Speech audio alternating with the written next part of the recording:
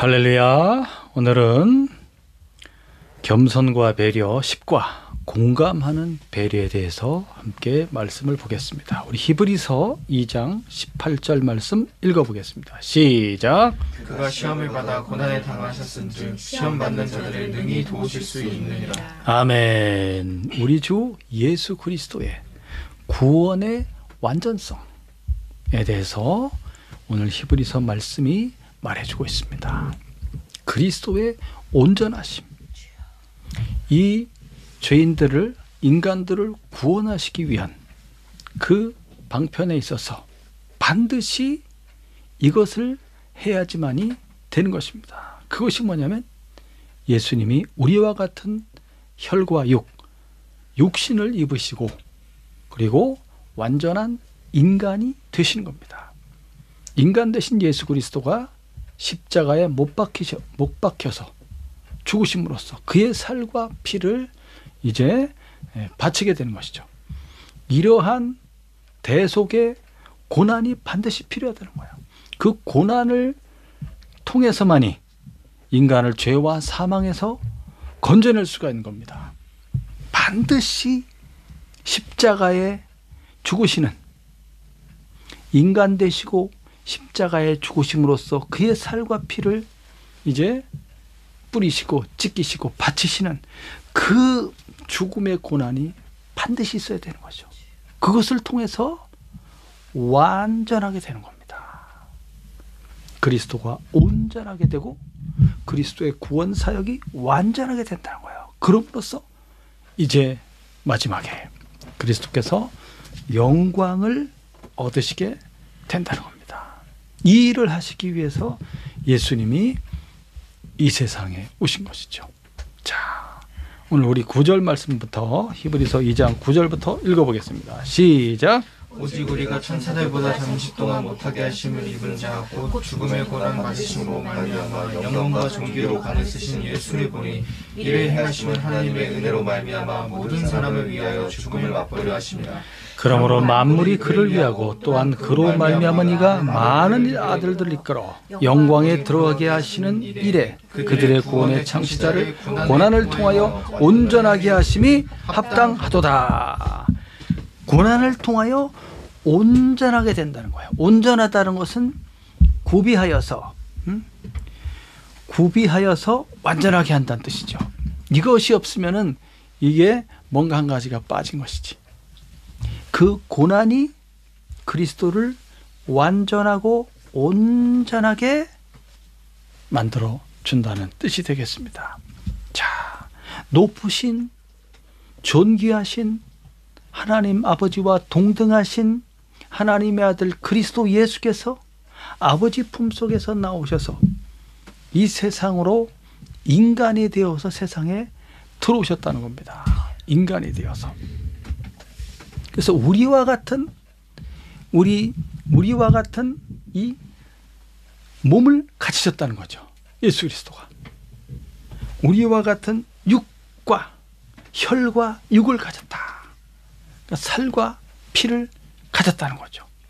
그래서 외형에 있어서도 완전한 인간이시고 그의 인간의 구성 요소에 있어서도 육과 혈을 가진 완전한 인간이 되신 겁니다.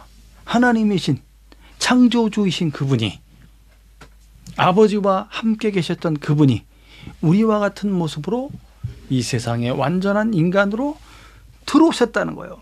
그것을 9절에서는 천사보다 잠시 동안 못하게 하심을 입었다라고 표현하는 겁니다. 천사들이, 하늘의 천군 천사들이, 그들이 어마어마한 권세와 능력을 갖고 있습니다. 우리 지상에 살고 있는 우리 인간들보다는 훨씬 뛰어난 권능을 갖고 있죠. 존귀하죠. 그러나 구속받은 인간들이 하나님 나라 들어갔을 때는 어떻습니까? 그리스도와 함께 다스리는 자, 왕의 자리에 앉게 되는 것이죠. 하나님의 아들들로서 예수님은 하나님 아버지의 맏아들 되시고 참 아들이 되시는 거죠. 그리스도 예수 안에서 구원받은 우리들이 이렇게 존귀한 자리로 앉게 되는 거예요. 이미 존귀하시고 만물의 창조주이시고 하늘 위에 계셨던 그분이 천사들보다 못한 존재로서 이 세상에 인간이 되어서 내려오셨다는 겁니다. 무엇 때문에? 왜 그러셨습니까? 우리를 살리기 위해서. 죄로 말미암아 사망에 빠져버린 이 인간들을, 본래 인간들을 하나님의 아들들로 만들었다는 거예요. 우리 인간이. 그래서 하나님 아버지의 나라를 함께 다스리고 통치해갈 그런 존재로 이제 만드셨는데, 그들이 타락함으로써, 선악과를 따먹고 타락함으로써 어떻게 됐습니까? 사망이 세상에 들어와 버렸고, 사망의 세력을 이제 마귀가 잡게 되는 거예요. 마귀가. 야, 그러한 죄와 사망에 빠진 인간을 건져낼 방법, 그것은 이거밖에 없다는 거예요. 그리스도가 인간이 되시고 그의 몸을 바침으로써 죽음의 고난을 반드시 받으셔야지만이, 대속이죠. 대속하심, 십자가에 피 흘려 죽으시는 그것을 통해야지만이 우리를 구원할 수 있다는 거예요. 그 일을 위해서 세상에 내려오셨고, 그분이 마침내 죽음의 고난을 통과하심으로써 영광과 존귀로 관을 쓰시게 되는 것이죠. 관을 썼다는 것은 뭐냐면 왕의 자리에 앉았다는 것을 뜻합니다. 그리스도가 왕이시죠. 영광과 존귀로 관을 쓰신 예수를 보니 이 모든 것이 무엇이다? 하나님의 은혜였다는 거예요. 하나님의 은혜. 하나님의 은혜로 말미암아 이 모든 구원이 우리에게 그리스도 예수를 통해서 주어졌다는 것이죠. 그런데 얼마나 고마운 분입니까? 우리 주 예수님이. 야, 그분은 어떤 마음과 어떠한 그런 생각을 가지셨길래 이렇게까지 하시는가? 하나님 아버지와 같은 마음을 가지셨고 이 인간들을 사랑하셨다는 거예요. 불쌍히 여기셨다는 거예요. 어떻게 하면 저들을 구원해낼 수 있을까? 그거를 생각했다는 거예요. 남의 입장에서 생각하고 그 사람을 어떻게 도와줄까를 입장을 바꿔서 생각해보고, 이런 모든 것이 뭡니까?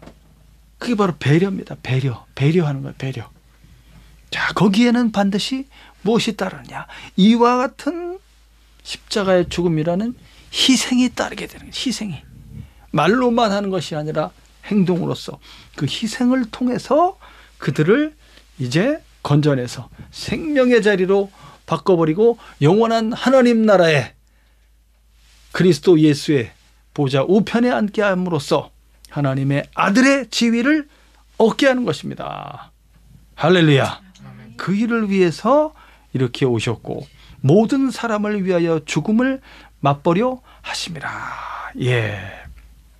10절에 보니까 만물이 그를 위하고 하나님께서 만물을 창조하셨고 그런 뜻입니다. 그로 말미암은 이가 만물을 있게 하신 그분이라는 뜻이 되겠습니다.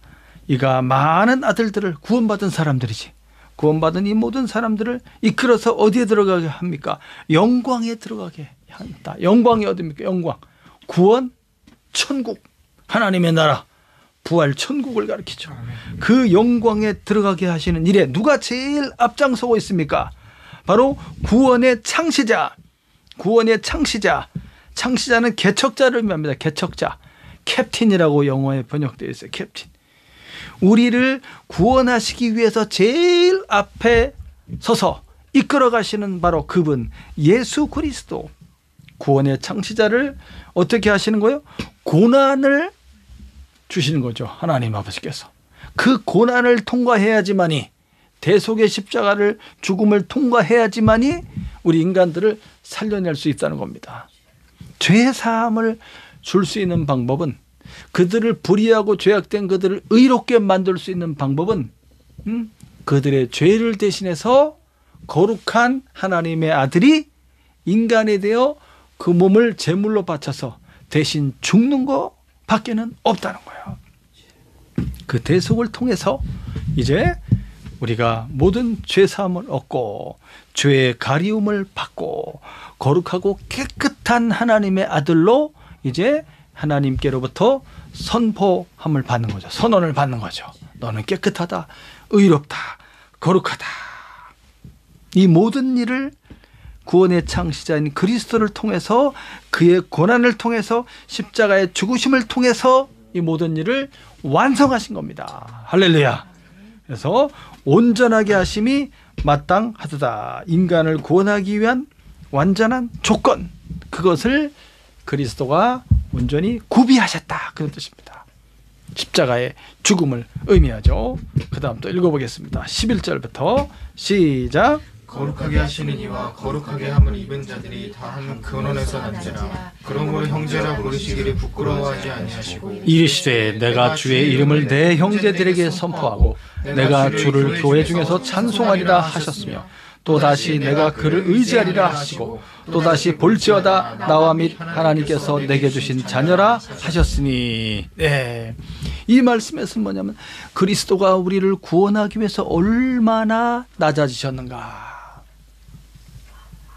그것은 그리스도의 인간이 되신, 인간 되심을 말씀하고 있는 것입니다. 거룩하게 하시는 이는 예수님을 가리킵니다. 예수 그리스도가 우리 인간을 거룩하게 하시는 분이시죠. 그리고 거룩함을 입은 자들은 누구입니까? 예수를 믿는 우리들을 가리키죠. 구원받은 성도들이 다 둘 다 어디서 나왔냐? 한 근원에서 나왔다. 한 근원은 누구를 가리킵니까?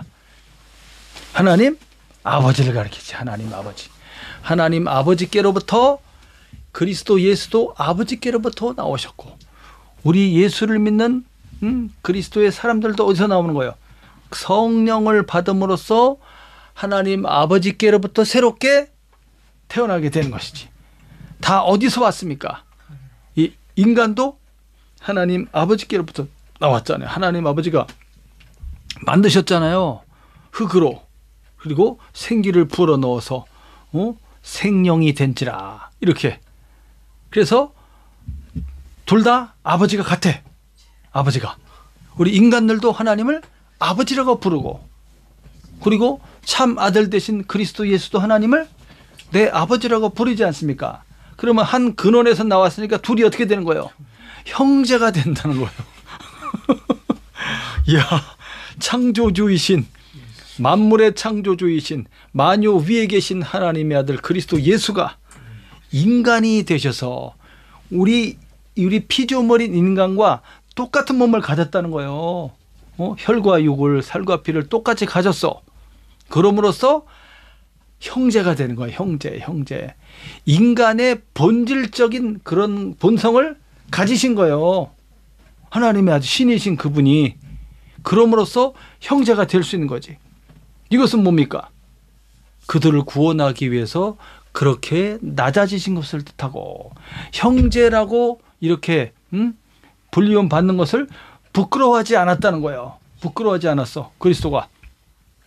감히 어떻게 하나님을, 창조주를 형님이라고 할 수 있어요? 예수님 우리를 내 형제요, 내 동생들아라고 말하는 거지. 그 정도로 낮아지신 것을 가리키고, 그렇게 해야지만이 이들을 구원할 수가 있는 겁니다. 그래서 형제라 부르기를 부끄러워하지 아니하셨다. 자, 거룩하게 하시는 이는 예수 그리스도를 가리키고, 예수 그리스도가 대제사장으로서 자기의 피를 이 인간들을 위해서, 그리스도인들을 위해서 대신 자기의 피를 바치시는 거지. 그래서 그들을 이제 어떻게 만드는 거예요? 거룩하고 온전하게 만드는 것입니다. 자, 그 일을 위해서 그리스도가 세상에 오셨는데 형제라 부르기를 부끄러워하지 아니하셨고, 예수님은 우리 예수님과 우리의 관계가 형제 관계가 된 거예요. 예수님이 그 중에 제일 맏아들이 되시고, 그래서 이 히브리서 말씀에 지금 이 히브리서를 쓰고 있는 이제 이 히브리서 기자가 세 가지 성경 구절을 지금 얘기하면서 그거를 뒷받침하고 있습니다. 시편 22편 22절, 내 형제들에게 선포하셨다, 이렇게 말했죠. 여기서 말하는 내가는 예수님을 가리켜요. 내가 주의 이름을, 하나님 아버지의 이름을 내 형제들에게, 하나님의 백성들에게 선포하셨다, 그런 뜻이고, 또 내가 그를 의지하리라. 내가는 예수님께서 그를 하나님을 의지하리라.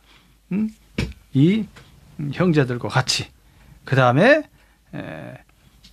그게 이사야 8장 17절이고 그 다음 이사야 8장 18절에는 나와 및 하나님께서 내게 주신 자녀라. 이렇게 성경 구절 구약의 말씀들 속에 예수님이 우리 하나님의 백성들에 대해서 뭐라고 말하고 있는 거예요? 너희들은 내 형제들이다 라고 말씀하고 있다는 겁니다. 자, 그럼 왜 예수님이 이렇게 형제가 되어야만 하느냐? 14절부터 읽어보겠습니다. 시작. 자녀들은 혈과 육에 속하였음에 그도 또한 같은 모양으로 혈과 육을 함께 지니심은 죽음을 통하여 죽음의 세력을 잡은 자 곧 마귀를 멸하시며 또 죽기를 무서워함으로 한평생 매어 종노릇하는 모든 자들을 놓아주려 하심이니 이는 확실히 천사들을 붙들려 하심이 아니요 오직 아브라함의 자손을 붙들어 주려 하심이라. 왜 예수님께서는 혈과 육을 우리와 똑같은 몸을 입으시고 이 세상에 들어오셨느냐? 누구를 붙들어 주기 위해서? 아브라함의 자손들, 하나님이 택하신 구원받을 택한 백성들을 가리킵니다. 그들을 구원해내기 위해서 하나님의 아들이 그 자리를 버리고 이 세상으로 내려오신 겁니다. 완전한 인간의 몸을 가지시고 우리와 똑같은 몸을 가지시고 그렇기 때문에 형제가 되시는 거예요. 그렇게 낮아지신 것을 가리킵니다. 그래서 어떻게 하신 거예요? 같은 모양으로 혈과 육을 지니심은 반드시 혈과 육을 가지셔야 돼. 완전한 인간이 되어야 되는 거예요. 우리와 똑같은 살과 만져보면 살과 이 속에는 피가 흐르고 있지. 생명의 피가 흐르고 있지 않습니까? 완전한 이 거룩한 몸을 가지셔야지만이 그래야지만이 우리를 구속할 수가 있다는 거예요. 우리를 구원할 수가 있다는 거예요. 자기의 몸을 대속하여 바치심으로써 무슨 말인지 아시겠습니까? 자, 그래서 죽음을 통해서만이 예수님이 십자가에 죽는 죽음을 통해서야지만이 자기의 몸을 바치고 살이 찢겨지고 피가 흘려짐으로써 생명을 바치는 그 죽음을 통해서만 어떻게 할 수 있다는 거예요? 사망에서 우리를 건져낼 수가 있다는 거예요. 사망의 세력은 누가 잡고 있다고 그랬습니까? 마귀가 잡고 있다. 마귀가 처음부터 마귀가 사망의 세력을 잡은 게 아닙니다. 인간이 타락하여서 어떻게 됐어요? 타락하여서 어떻게 됐어? 사망이 들어와버렸지. 사망이 들어오게 되고 그게 그럼으로써 그때 이제 마귀가 사망의 세력이 마귀에게로 넘어가게 되는 거예요. 그래서 마귀는 항상 무엇으로서 위협을 합니까? 사망으로 죽음으로 죽인다 이렇게 위협을 하는 거지. 사람들이 제일 무서워하는 게 뭐야? 죽는 것을 제일 무서워하지. 죽는 것을. 그래서 마귀가 이 사망의 세력을 붙잡고 있다는 거지. 그러니까 거기서부터 놓아줘야 돼. 그래서 그리스도가 자기의 몸을 이제 십자가에 못 박혀 피 흘려 죽는 대속을 통해서 이제 더 이상 마귀가 역사하지 못하도록 마귀를 멸하셨다. 이 말은 뭐냐면 이제 더 이상 마귀가 역사하지 못하도록 그들의 권세를 이제 영향력을 무효화시켰다. 그런 뜻이에요. 무효화시켰다. 마귀가 사망의 세력으로 그래서 사람을 이렇게 괴롭히고 그렇게 하지 못하도록 사망의 세력을 잡은 자 마귀를 이제 무효화시키는 겁니다. 그들의 역사를. 왜? 예수님이 대신 죽으셨고 그리고 예수를 믿는 우리도 그리스도 안에서 우리의 이런 육체와 함께 정과 욕심이 그리스도와 함께 십자가에 못 박혀 죽은 게 되는 거예요. 그래서 죽음을 두려워할 필요가 없다는 것이. 죽음에서부터 어떻게 한 거예요? 그리스도가 벗어나게 한 거야. 벗어나게. 대신 우리를 대신하여 죽음으로써 더 이상 죽음의 세력을 잡은 자 마귀가 우리를 이제 괴롭히지 못하도록 그들의 모든 영향력을 깨뜨려 버렸다는 겁니다. 무효화시켰다. 그런 뜻입니다. 마지막에 이제 마귀는 언제 멸망당하는 거예요? 마귀는 이제 마지막 날 종말의 때에 최후의 심판이 있고 마귀와 사망의 세력들을 다 잡아서 어디에 집어든다고 그랬어요? 지옥 불 속에 던져버림으로써 완전히 끝나게 되지. 지금 여기서 말하고 있는 마귀를 멸하셨다는 것은 마귀의 이제 그 권세, 사망의 권세, 그것을 무효화시켰다. 그런 뜻이 되겠습니다. 그럼으로써 한평생 매여서 종노릇 하는 자들, 마귀에게 묶여 있는 거지. 사탄의 세력에 묶여서 종노릇 하는 자들을 놓아주는 거예요. 죽음에 대한 공포와 두려움 속에서 그것을 이제 풀어내 주시는 거죠. 자, 이는 확실히 천사들을 붙들어 주려고 하는 것이 아니라 아브라함의 자손을 붙들어 주려고 하는 것이다. 이 사망의 공포란 것은 대단히 두려운 것입니다.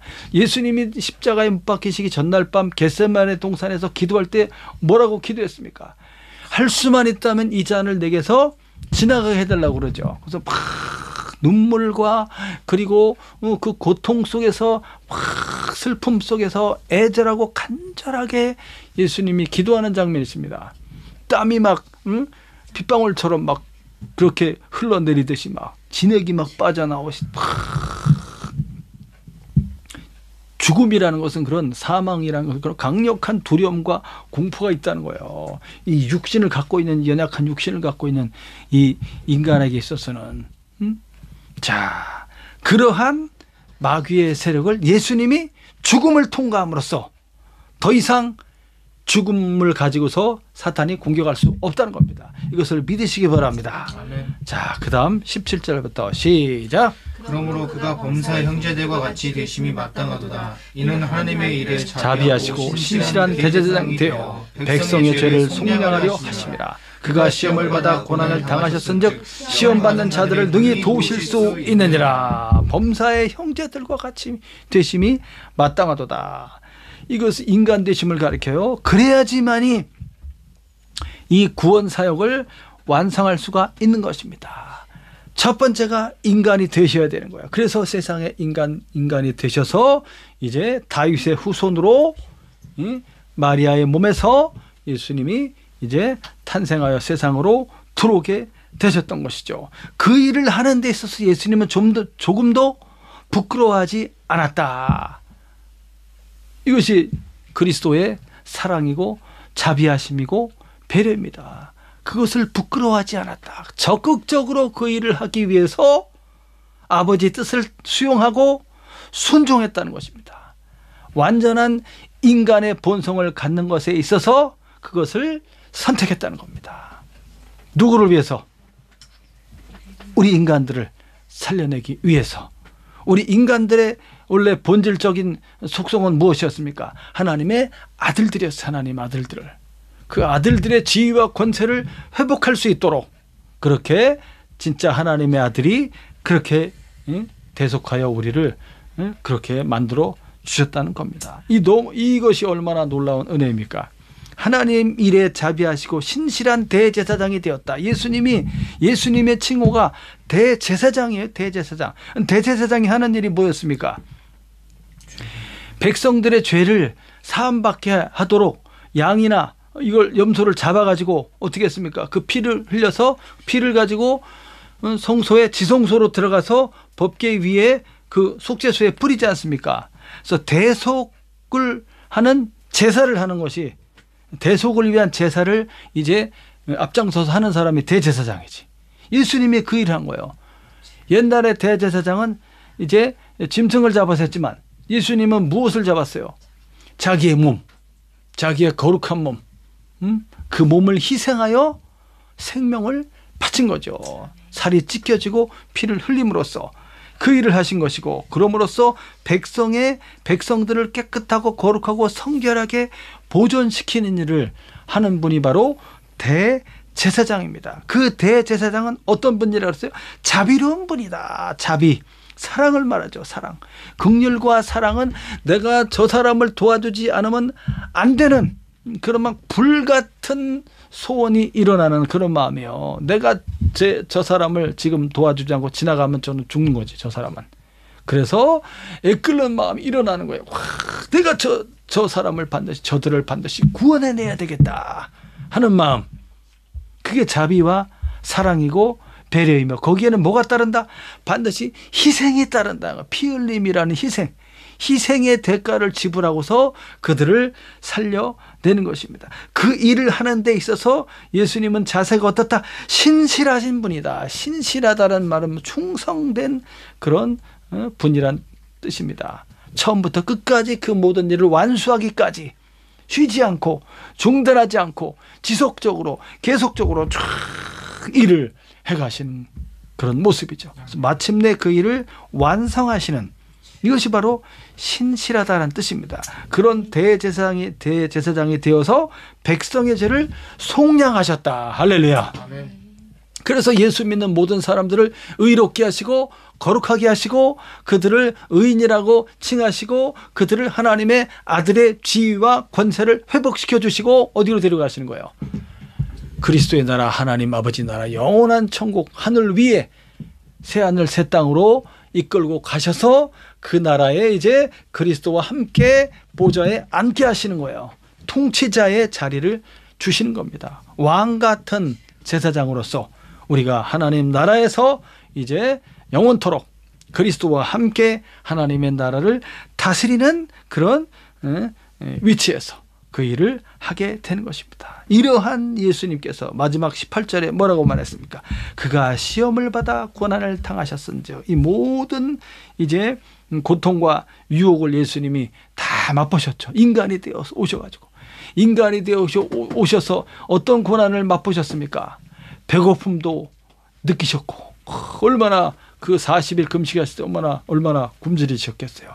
배고픔, 그리고 고통, 슬픔, 피곤함, 또 죽음과 죽음의 그 강력한 두려움과 공포, 그런 것도 다 느끼시고, 그리고 또 뭐도 느끼셨겠어요. 인간의 이 연약한 육신의 한계 속에 어떤 연약함이 있지. 연약함이, 힘듦, 괴로움, 이런 거 다 느끼시고, 자, 그 다음에 마귀의 유혹과 시험도 있지 않았습니까? 그런 것을 다 당하시고, 그 채찍에 맞으시고, 그 얼마나 아프셨겠어. 그리고 조롱을 당하시고, 침뱉음을 당하고, 모욕을 당하고, 뺨을 맞고, 그 모든 수모를 당하는 그 인간들이 느끼는 그런 것들이지. 까닭 없이, 이유 없이, 내가 어떤 잘못을 하지도 않았는데 모함을 받고 그런 참 비참한 자리에 처할 수도 있지 않습니까? 그런 인간들의 그러한 참 고난의 그런 처해 있는 형편에 있는 그런 인간들을 다 이해하실 수 있다는 거예요. 왜? 그분이 그런 것을 당하셨기 때문에. 그래서 시험받는 자들을 어떻게 할 수 있다는 거예요? 능히 도와줄 수 있다. 할렐루야. 이분이 바로 예수 그리스도입니다. 오늘 그래서 우리는 그리스도 예수를 의지하고 믿음으로써 우리는 어떠한 그런 은혜와 기쁨과 소망을 얻게 되는 겁니까? 야, 내 편이 있다는 거야. 내 편이. 나를 이렇게 사랑하시고 나를 이렇게 은혜를 베풀어 주시고 나를 구원해 주기 위해서 자기 목숨까지 바친 그리스도가 항상 살아서 나를 위해서 기도하고 계시는구나 라는 것을 위안을 받을 수가 있죠. 내가 어떠한 고난의 형편의 자리에 있다 할지라도 이 고난이라는 것은 무엇을 의미한다? 영광이라는 완전함에 이룰 수 있는 하나의 과정이라는 거예요. 과정. 필수 과정이다. 그럼으로써 고난을 통과함으로써 그리스도가 영광을 얻으시고 구원을 완성하시고 완전하게 하신 것처럼 우리도 그런 때를 따라서 우리가 생각하지 못한 고난을 당할지라도 나중에 무엇이 있다? 영광이 있다. 그래서 고난은 영광을 얻기 위한 하나의 필수 과정이다. 그렇게 이해하고 고난 받을 때 누가 우리를 위해서 기도하고 도와준다고 그랬어요? 누가 우리의 아픔을 알아주신다고 그랬어요? 예수님이 능히 알아줄 수 있다. 이것으로써 우리가 큰 위로를 받게 되는 것입니다. 그러면서 또 우리도 또한 그리스도의 그 고난은 아니지만 그래도 우리가 살아가면서 이런 고난들을 어려움을 이제 통과해 나갈 때 오늘 내가 겪었던 그런 비슷한 고난 속에 처해 있는 내 형제를 볼 때 어떻게 할 수가 있겠습니까? 그들을 위로해 줄 수가 있는 거지. 그들을 위로해 줄 수 있고 예수님이 우리에게 나에게 하신 것처럼 나도 그리스도의 사람으로서 오늘 고난받는 형제를 외면하지 않고 선한 사마리아인처럼 그렇죠?